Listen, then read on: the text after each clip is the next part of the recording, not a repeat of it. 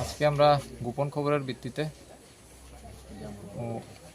রাজু দেব, বয়স 50, বাবার নাম লেট রমণী মোহন দেব, ধর্মনগর মিউনিসিপ্যাল কাউন্সিল 10 নম্বর ওয়ার্ড। এখানে ওনার বাড়িতে রেড করেছি।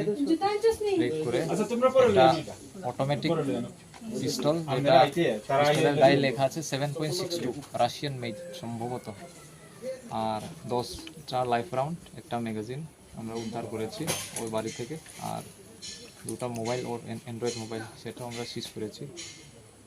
আর এটা আমরা একটা কেস নিচ্ছি ধর্মনগর থানাতে, আর এটা তদন্ত চলছে আর কি। এই বন্দুকটা কোথা থেকে আনা হয়েছিল?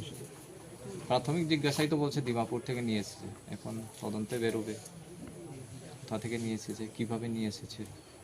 স্যার কারণটা কিছু জানা গেছে, মানে কি কারণে এই আগ্নেয়াস্ত্রগুলি আনা হয়েছে? এটা এখনো জানা যায়নি, আমরা এখন প্রাথমিক তো স্টেজ, খুব এখনো জানা যায়নি। আমরা তার ইন্টারোগেশনেরও সুযোগ পাইনি এখন, তখন জানা যাবে ইন্টারোগেশন করে।